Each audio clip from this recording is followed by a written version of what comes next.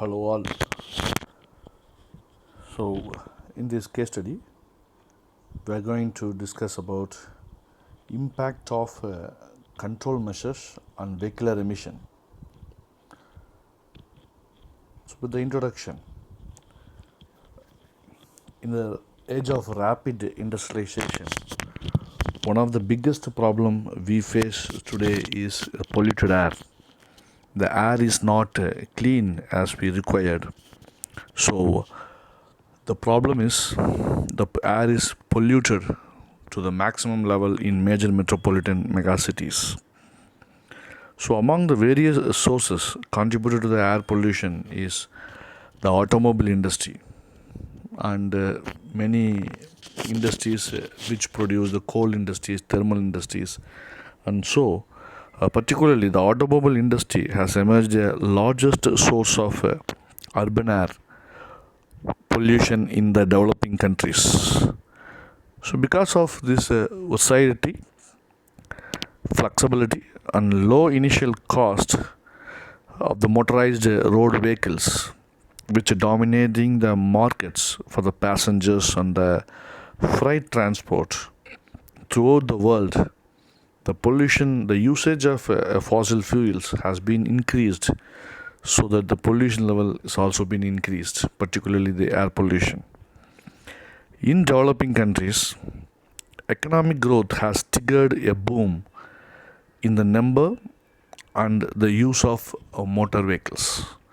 So the use of motor vehicles and its exhaust to be monitored and controlled to avoid the air pollution.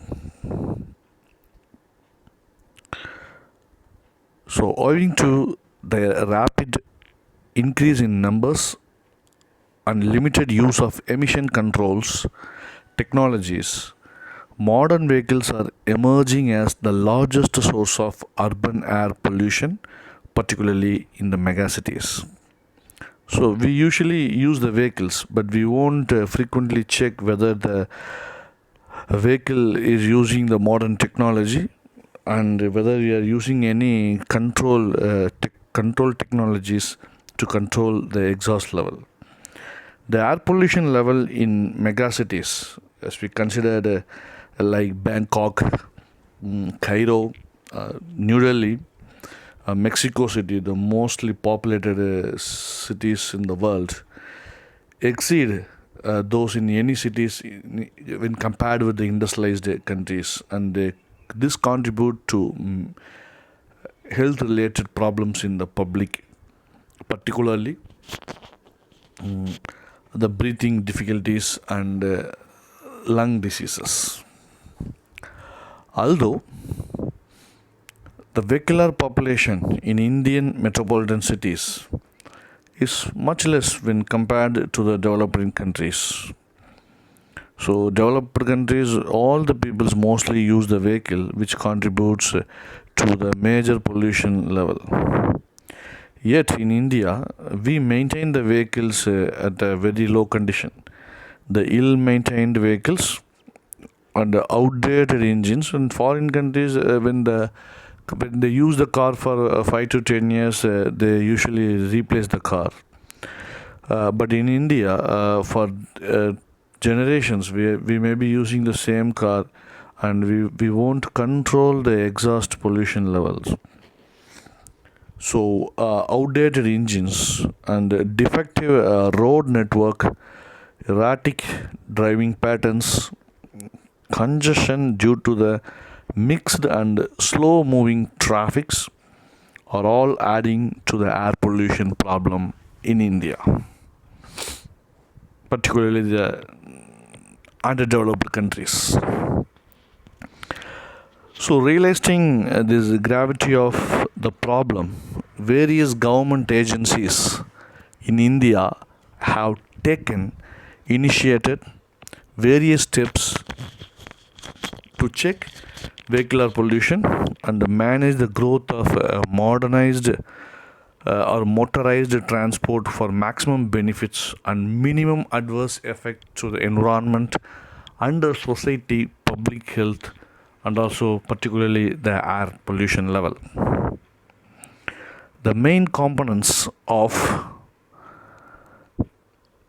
the initiatives taken by the government or any private industries include technical measures, that is involving the vehicles or fuel checkup. Like nowadays we are going with the BS standard 1, 2, 3, 4, and we skipped the 5 and we entered into BS6, which has a very low SOx pollution level. Sulfur emission will be very very low in BS6, around 50 ppm.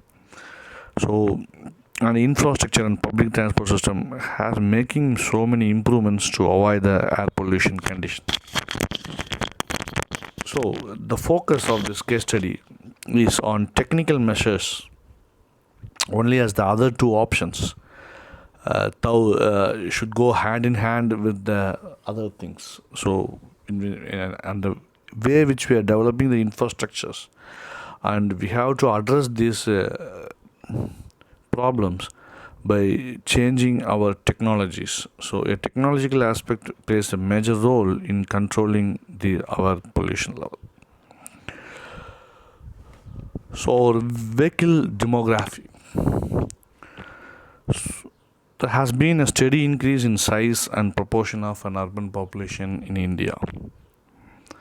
So we crossed 130 crores of population, and each one, many of us is using a two-wheeler, four-wheeler, etc. The impact of these macroeconomic policies after 1991 and with the new industrialization like LPG liberalization, so we accelerate the pace of urban growth. Unfortunately, this had not been proportional growth with the basic civil services including in the transport. So the urban transport is a most expensive infrastructure to be put in place and also to operate and maintain. So directly the consequences of this is increased in personalized vehicle in all the cities. So we are not investing more to the mass transport system. So since the failure of mass transport system makes every citizen or every public to use an individual vehicle, so the total number of vehicles in India has been increased from 0.3 million in 1950 to 21.3 million in 1991, and it comes around 45 millions in 2002 and still increasing. So the automotive industry in India is presently growing at the rate of 20 to 30%, and it estimated that the vehicular population would cross 30 million by the turn of the century. Yes, it already crossed 30 and reached 45. So what about the emission level? With the increase in the population and in turn with the increased failure of mass transport system, and which makes the development or increase in the usage of vehicles among the public, created a lot of emission to the air.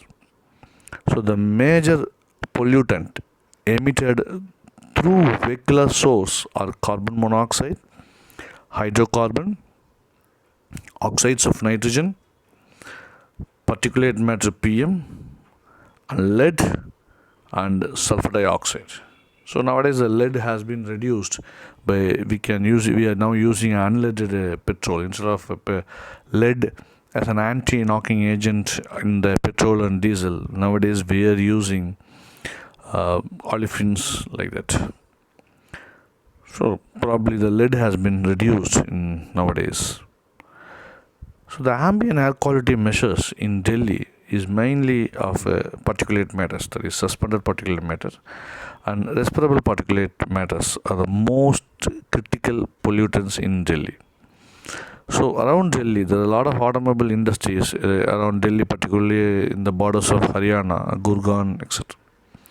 And in the agriculture field also, they will burn those things, and though burned things will had an adverse effect. over the air pollution level. So in Delhi, the particulate matters level was so high, and those people were facing a lot of health related problems, lung related, particularly the lungs related problems. So in recent days also, Delhi faced a high level of particulate matter in the air, which made them to announce holidays to manage this, particularly for schools and colleges. And they are also made a thing that alternative the number with odd the vehicle with the number odd and even should be operated in alternative days. So those kind of measures are particularly due to the increase in particulate matter level in the air. So however, the concentrations are high even in the residential and industrial sources. So what about the level of lead PB? So the level of lead being used in gasoline before we are using unleaded petrol. Nowadays, even the petrol bunks we go, we will get a petrol named as unleaded petrol. Before that, tetraethyl lead TEL has been used along with the petrol to stop the knocking activity. It is used as an anti-knocking chemical which has an additive to the petrol. But during the burnout of the fuel, the lead has deposited in the soil and it has been around the air. So the lead is highly poisonous and it creates a lot of problems. But nowadays we are not using that. That's a good idea. So though the hydrocarbon level are not being monitored regularly. So we have mainly 5 pollutants which has been to be monitored to get an ambient air quality indicators. One is carbon monoxide CO, and another one is HC hydrocarbon, then NOx nitrogen oxides, lead PB, and PM the particulate matter have to be considered for our study. So the average vehicle utilization is, particularly for the two-wheelers and the three-wheelers, car, taxi, heavy duty, etc., was around 13.5 kilometer per day.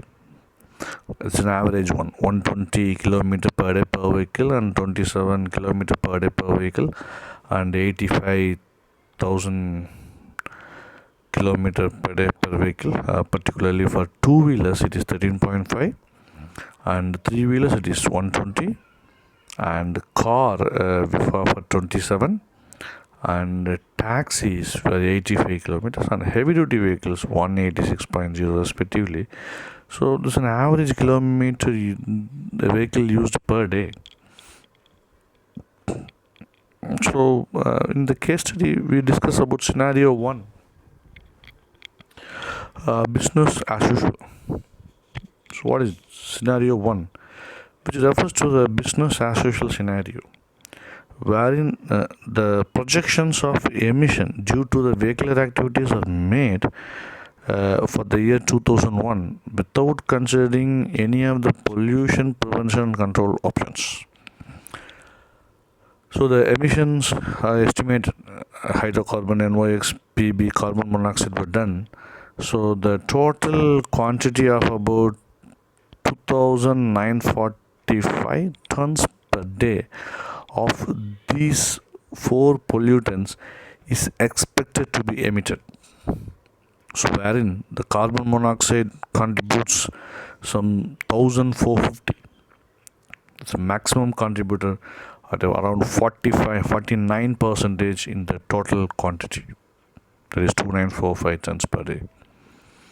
And the NOx probably next highest, 1,037.8 tons, and hydrocarbons 458.1, and lead very low, 0.85.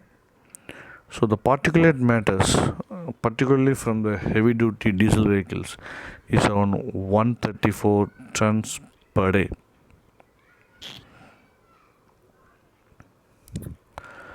The Continue with the scenario 1. The two-wheelers are the major sources for hydrocarbon emission, followed by the three-wheelers and heavy duty.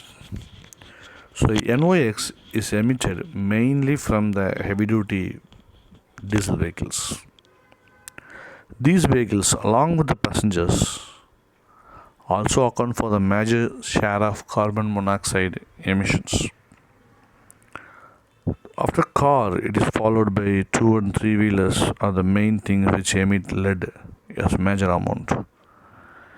The use of CNG nowadays the compressed natural gas which is made by a natural source methane we compress and use. We say that CNG compressed natural gas as an alternative fuel appears to be an attractive option with a reduction of hydrocarbon about 32% and particulate matter about 16% and carbon monoxide is about 14% and NOx is about 11%. So the scenario 2, the use of catalytic converters, the one is with the effect of pollution, we are using CNG to reduce those amount. So another one is we use a technology. So usually the technology which is used in cars and heavy vehicles is a catalytic converter. So the use of catalytic converter in two or three wheelers also gives a very positive outcome. The catalytic converter is one of the most effective emission control devices which is available in the vehicles. So catalytic converter processes exhaust to remove pollutants. It has been fixed in the exhaust to remove the pollutants, achieving a considerably low emission than in possible in cylinder techniques. The Indian automotive industries has been developing catalytic converters with their two-stroke engines in association with the world leading catalytic converters manufacturers to meet the 2000 emission norms have been implemented in the recent days. So the present indicators are the catalytic converters can help to achieve around 2000 norms with a durable range of from 25,000 to 35,000 kilometers. So a catalytic converter is a one which has some a small nest-like pipes which have been filled with the platinum and certain materials, acts as a catalyst and which will convert the pollution creating gases into a non-polluting gases. So, however, with the higher engine out emission catalytic conversion efficiency and durability, it will decrease. So, Indian Oil Corporation and associated with an ACC, Associated Cement Company, have also been developed a novel catalytic converter technology for two-stroke engines applications. So nowadays the two-stroke engines have been not used, so we have changed from two-stroke to four-strokes, particularly to avoid the pollution norms. That a catalytic converter could be even considered to retrofitment on existing population of two-stroke engines. The retrofitting of catalytic converters in two and three wheelers is expected to reduce carbon monoxide and hydrocarbons by 45% and 40% respectively. Carbon monoxide has 45% reduction and hydrocarbon 40% reduction respectively. So what this catalytic converter can do? So in retrofitting of catalytic converters will have a sufficient impact on hydrocarbon and carbon monoxide, registering a reduction of 25% and 13% of this hydrocarbon and carbon monoxide respectively.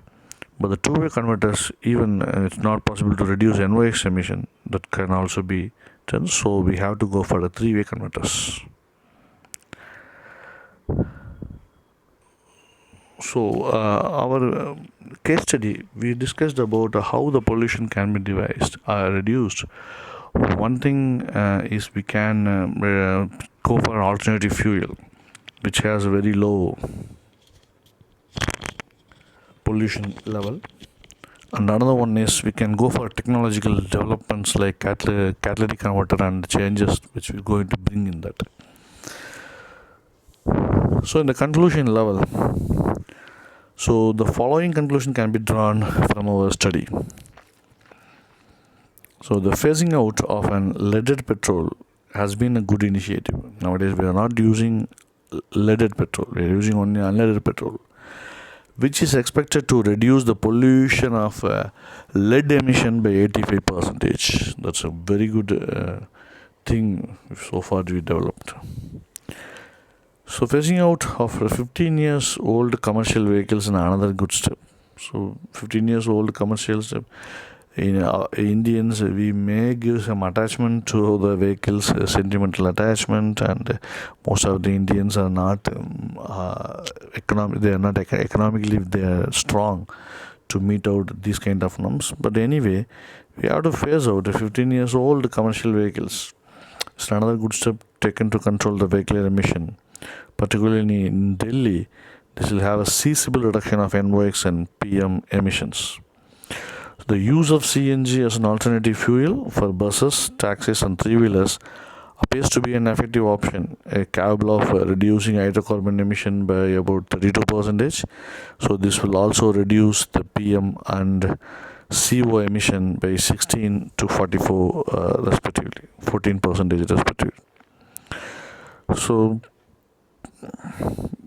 another one is retrofitting of catalytic converter. So the catalytic converter, the two or three wheelers will have a significant reduction in hydrocarbon emission.